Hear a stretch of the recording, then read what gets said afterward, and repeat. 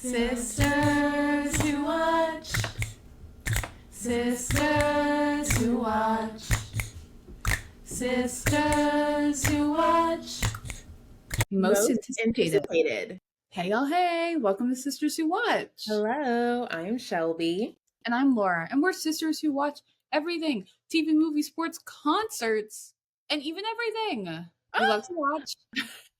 And we love talking about it even more. Today we're watching most anticipated content of 2025. That's right. Our most anticipated content of the year ahead. What to look forward to. What are we excited about?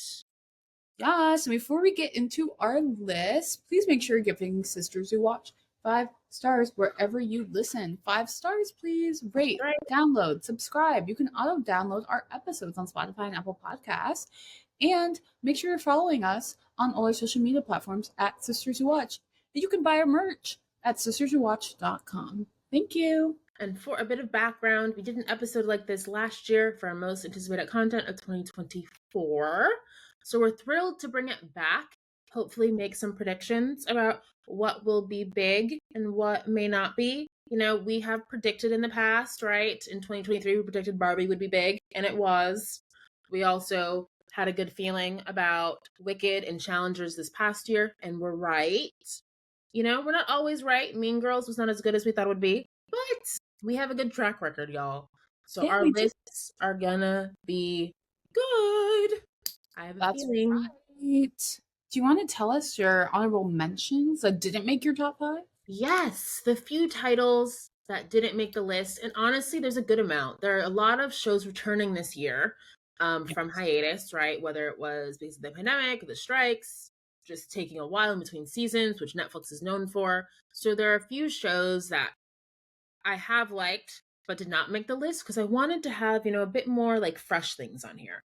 So you might not see things like The Bear or Hacks or just like that, but of course I'm excited for those. You know, I'm ready for those to come back. My first honorable mention is the SNL 50th anniversary special. Ooh, yes. Saturday Night Live turns 50 in 2025, and so they're having a huge 50th anniversary special on February 16th, 2025 on NBC. And we grew up on SNL. I feel like every generation probably feels like this. Oh, when I was growing up, it was really good. But we grew up with like Kristen Wiig and Maya Rudolph and Tina Fey and Amy Poehler and Jimmy Fallon, Andy Samberg, and Seth Meyers, yeah, everybody. Bill Hader. You know, like it was like a really good era of SNL. So I do look on it fondly, even though I don't watch it now as much as I used to. It makes me think of my childhood. And they are known for really breaking a lot of famous comedians. Like, it used to be, if you were on SNL, you then would have a huge career. Whether it's Eddie Murphy, or Will Ferrell, or, you know, Chevy Chase back in the old days, right? And the Blues Brothers, John Belushi, Dan Aykroyd. It's going to be it's probably the hottest ticket. One, to be in that audience. Apparently, the studio where they film SNL is very small. So, if you're in that audience, it's going to be a hot ticket. I mean, I've been wanting to be in the audience SNL and have never been, because apparently you kind of have to know people to get in. Like, it's not an easy way to get a seat. Yeah. So I can only imagine for the 50th anniversary special what it will be like. And I just think to have all those comedians throughout its history back on stage, like, it's going to be iconic. That's a good take. That's definitely something I will be watching too, right? Mm-hmm. I mean, it's going to be everyone, the most famous of famous SNL alums. So that'll be good. Yes. And then my other honorable mention is Stranger Things season 5. Oh. So not something Laura and I typically watch, but because it's one of those shows, it just felt like over the last few years you had to watch. Like, everyone was talking about it. And this is the final season. It's going to be a 2-parter. I just feel like you got to watch. Like, even though I'm not really a sci-fi girly. Yeah. I have a feeling when it launches sometime this year, it's TBD when Netflix will be releasing it. But I feel like it's going to be huge. The last season of Millie Bobby Brown, you know, playing a kid on a bike, it's going to be huge. Yeah, I mean, they're so big now. I'm like, how are they even filming this? It's crazy. I watched the first few seasons, but the last season with Run Up That Hill. I watched the first couple episodes. I remember we all watched it together. And then I was like, I don't like this. It got so scary. Honestly, the fact that I watched that's insane because it is a scary show. Like, It's I literally had to either watch with other people or watch it during the day. The only reason why I like kept watching is because everyone was talking about it. I was like, I feel like I need to be in the conversation. And I was working at Netflix at the time, so I really felt like I kind of needed to like know what was going on and like understand why it's one of our biggest shows. fair. Yeah, I mean, the final season. Yeah, maybe I'll have to watch again. It was so scary. Like, horror movie. I did not like it. So, I feel like season 4 of the twist at the end was really good. And so that's one of the reasons why I'm glad I stuck through. I also think season 4 started to break stars. Joseph Quinn, who was just in the Gladiator 2 movie, is one of the twins and was in A Quiet Place Day 1 last year. People found out about him from Stranger Things season 4. And now it feels like he's becoming a movie star. I'm like, that's insane. So I feel like Stranger Things has done a good job of like putting people on the map because it's one of the biggest shows out there. good pick. Thank Okay. you. What are your honorable My mentions? honorable mentions. So I kind of have a theme. My theme is Marvel. All right, honorable mentions. I feel like Marvel has been a little iffy. I mean, Sure. Deadpool and Wolverine was like one of the biggest movies last year, so maybe Marvel will bounce back. But there are two titles coming up that I am intrigued about. One, Captain America: Brave New World is coming out February 14th. Do I love Anthony Mackie? No. But do I love Chris Evans as Captain America? Yes. Absolutely. And we also watched Falcon and Winter Soldier on Disney Plus. Remember that show? That was good. That was good. Sebastian Stan and Anthony. Yes, with Sebastian Stan, Falcon and Winter Soldier. Mm-hmm. So I'm intrigued, right? Anthony Mackie replacing Chris Evans as Captain America. Wow. I mean, that's a lot. That's a lot of pressure on Anthony Mackie's shoulder. I know. It seems like it is destined to fail. But I'm intrigued. I want to see it because I have been, because I want to support Anthony Mackie. Because, right, as we've talked about, right, we reviewed the Marvels and how I feel like Black and Marvel is almost always doomed and does not do well. So I'm hoping that this doesn't bomb like I think it might. So yeah, I'm intrigued. I'm really intrigued to see how that's gonna go. I'm glad you're hopeful, but it could go bad. I want the best for Anthony Mackie for sure. I know, because Captain America is such a special franchise. Yeah. I'm concerned. I'm concerned. Very. Code Red. And in my second honorable mention, also Marvel, the Thunderbolts coming out May 2nd. Oh. Miss Florence Pugh, who's everywhere, is in that. I think that should be interesting. Ensemble cast, David Harbour is in it also, I believe. And we watched, did you see Black Widow? Did you watch that? Yeah, I saw that. Yeah. And that's when Florence Pugh, David Harbour were in it as Black Widow's family, I believe. That was solid. So I'm curious. I'm curious to see like a new Marvel movie with like a pretty bombshell ensemble, like how that's gonna go. So those are my two honorable mentions. They're not my favorite franchises or movies that I'm most excited about, of course, but I'm intrigued. I agree with you, and I think it's an interesting premise. It's kind of like the outcasts or former villains, right? You have Sebastian Stan as Bucky Barnes in it as well. Julia Louis-Dreyfus. She was in some Disney Plus show. Like she made an appearance. Yes. Io Edaberry is going to be in the movie. First Marvel movie for her. So to your point, the cast excites me. So I think I will probably be tuning in for that. Right. I'll probably, both these movies I will probably be watching. Yeah. And like Sebastian Stan back on my screen. He's great. As Bucky, asterisk, not as other people. But yeah, so I think the cast of the Thunderbolts is what excites me. You know, this is an Io Edaberry Stan podcast. I think we both have respectful honorable mentions. Let's get into our top 5. What's your number 5, Shelby? Most anticipated content of 2025? Yes, I'm gonna be honest. I actually have less movies on here than TV shows. But I know because caveat, a lot of the movies coming out this year are big blockbusters, like another Jurassic World movie, like another Mission Impossible movie, Fantastic Four, like. And I am less excited about like the really big movies like that are sci-fi action adventure. Like that's not really my cup of tea. So there just aren't as many movies at the moment. But there is this one that plays on nostalgia. My number 5 title is Freakier Friday. Ooh, okay. Yes, Freakier Friday, bringing back Jamie Lee Curtis and Lindsay Lohan and Chad Michael Murray in a movie, a sequel to Freaky Friday, which came out in 2003, over 20 years ago. A movie that we grew up on. It's pretty iconic. Disney is making a sequel, and I am thrilled. I'm curious how it'll go because, like Mean Girls last year, it's not always great when people reboot, redo sequels. We talked about it. But they're playing on like nostalgia. They're playing on the Lohanessance, right? Lindsay Lohan's making a comeback. She really is. Chad Michael Murray a little bit as well. It's smart after over 20 years to make a sequel to a movie that resonates with like millennials and now will hopefully resonate with a new generation, right? It's why they do make the Jurassic World movies. They're hoping people who like Jurassic Park are now going to take their kids and then a new generation is going to be into it. So I'm intrigued. It could also not be well executed. Sometimes they don't give care to sequels, but I hope so. And it comes out August 8th, so my birthday month. Hopefully it's a worthwhile birthday movie. I mean, how bizarre. 21 years later. Isn't that hilarious? And I wonder, like, are they going to have them switch bodies again? Like, what's going to happen?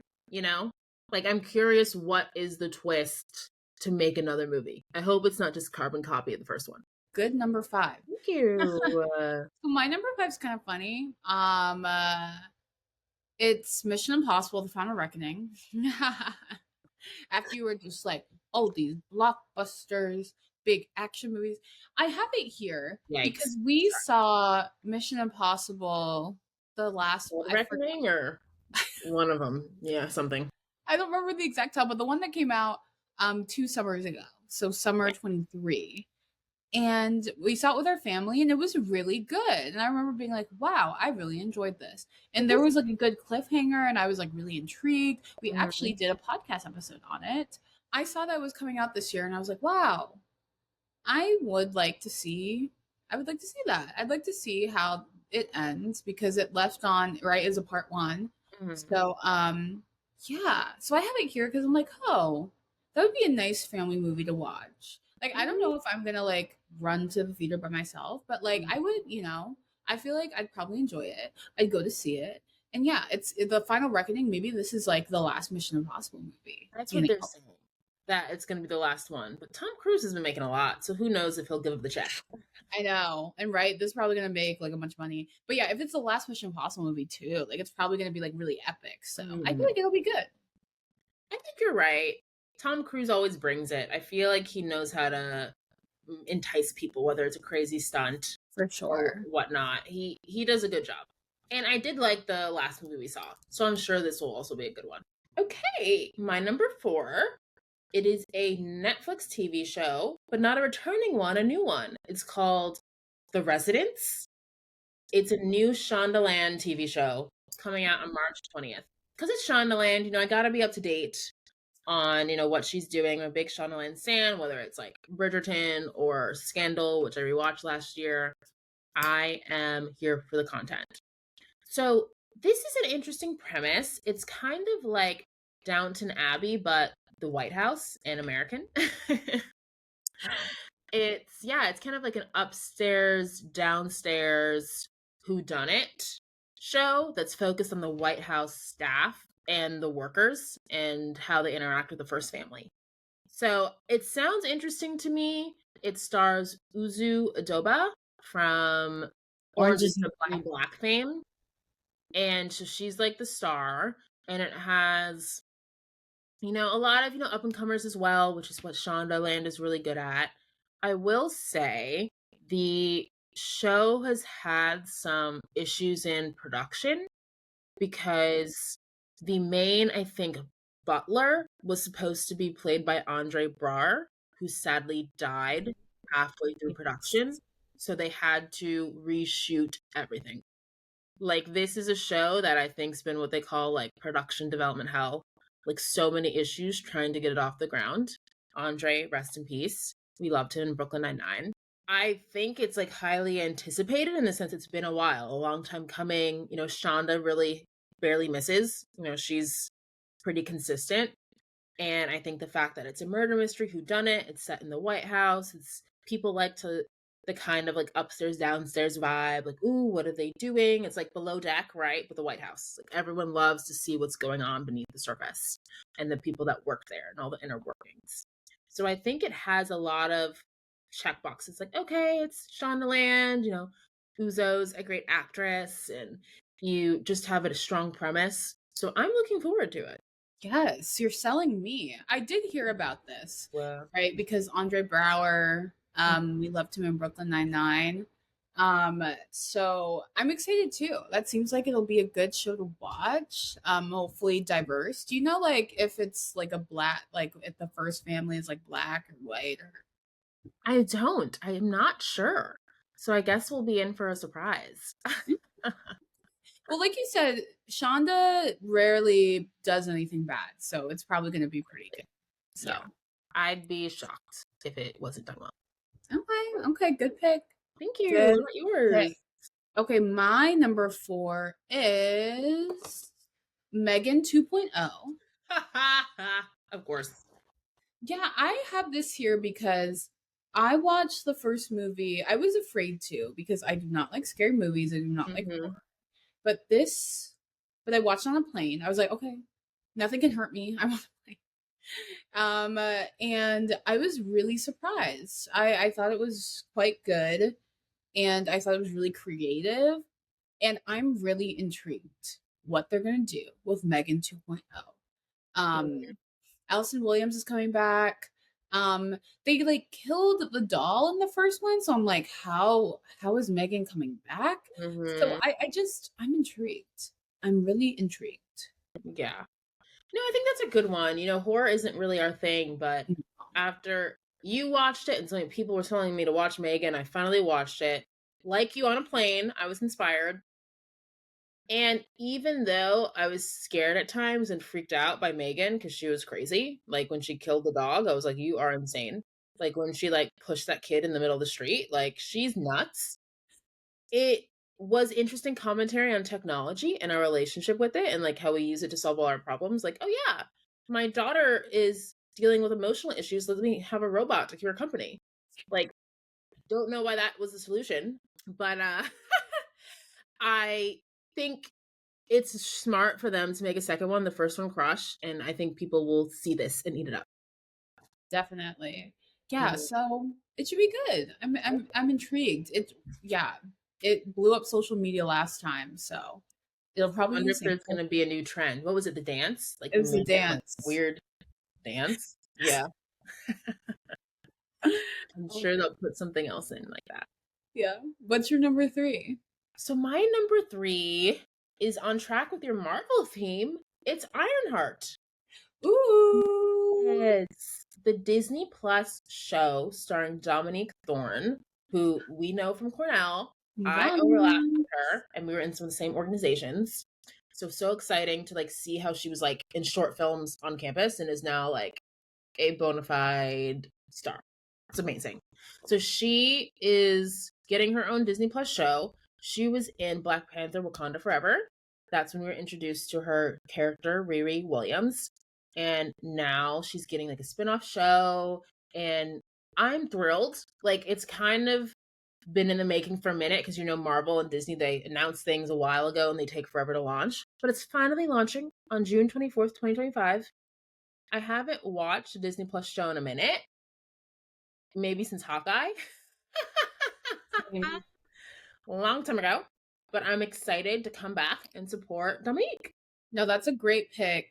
That's something I'm also excited to see. Yeah, fellow Cornellian. Black woman, so the fact that she's getting her own show is so incredible. The fact that Shelby, Huge. knows her is very exciting. So yeah, cannot wait. Cannot For wait to see real. Dominique shine. Yes. So excited. So what's your number 3, Laura? Yes. I have a feeling you probably have this on your list too. It's White Lotus season season 3, premiering February 16th, so pretty soon. Pretty soon. Ooh. Yes. I mean, everyone has been talking about this. Like the teaser dropped, I believe. Yeah, I feel like the first 2 seasons I didn't watch Oh, you initially. didn't? I didn't Oh. watch initially because I was like, I don't know, I just didn't watch it. And then everyone was talking about it, so I was like, okay, let me go watch. Let me go watch. I thought season 1 was better than season 2. I agree. Yeah, I didn't love season 2, but I'm excited. Our good sis from Insecure is coming back. Natasha Rothwell. Natasha Rothwell, exactly. So I'm excited to see her. I just feel like White Lotus is always brings it to you every time. You know what I mean? So it's gonna give you chaos. It's gonna give you everything you want. I'm ready to see rich people at a resort. Mike In creator Mike, Thailand. yes, in Thailand. Mike White is the showrunner and creator. So Survivor fame. yes, Survivor alum. That's really how I knew who he was. And I was like, oh, he also makes shows. Like I just didn't know that. But yeah, we watched him on Survivor. So yeah, I feel like everyone's already talking about White Lotus. So I feel like that's gonna be huge. Shocker, that's my number 2. Ding ding ding ding ding. Ding. Can't wait for the White Lotus to return. It's been a minute. So I'm very excited. It's, as Laura mentioned, right? It's a star-studded kind of thriller dramedy that is set on a bougie resort, and you just have rich people dealing with a murder. And it starts off with the murder, and then it's all about leading us up to that moment. And it's just so good. It's one of, I would say, HBO's newest kind of staple shows, which is Yes. exciting given like right Succession has ended and Game of Thrones has ended. It's like HBO needed a new one. And I don't know if you know this backstory, Laura, but apparently HBO called Mike White during the pandemic and like, can you make like a quick, easy show to make? And this is easy to make because it's all set right on one resort, not many locations, and it's pretty contained, the same characters, and he did such a good job. And he wrote it really quickly, and they were able to shoot it really fast and be COVID safe, right? Because everyone's on a one resort, you're not traveling, and it this money. The fact that you can make a really well done show that's also like easy to shoot and navigate, like that's the best of both worlds for a studio. Yeah. Write me something that isn't have too many locations, isn't that hard to shoot, and we can execute in a timely manner. I remember the first season's theme was money. The second season is sex. Do you know the third season? I don't. I guess we're gonna be surprised. We shall see. Yes. So no Jennifer Coolidge this season. I know. R.A.P. to her So character. Hilarious, but her spoiler death was so crazy. Did not see that coming. the gays are It was trying like to an kill icon. me. So funny. Yeah. So cannot wait. Cannot wait. So February good. 16th. Okay. So my Your number number 2, 2. right? Mm-hmm. We already mentioned it. Freakier Friday. August 8th. I mean, come on. 21 years in the making. Crazy. We're getting a reboot? Like, what? Like you said, Lindsay Lohan is everywhere. Everyone's talking about her glow up, like even her physical glow up. Like her face is looking really good these days. Like she's looking refreshed. Mm-hmm. And I remember when they announced that they were doing it, and like Lindsay Lohan posted on her like Instagram, like her trailer and being like filming Freakier Friday. I just think like there's a lot of anticipation around this. So of course it has to be number 2. Like we've been waiting for this for years, for decades.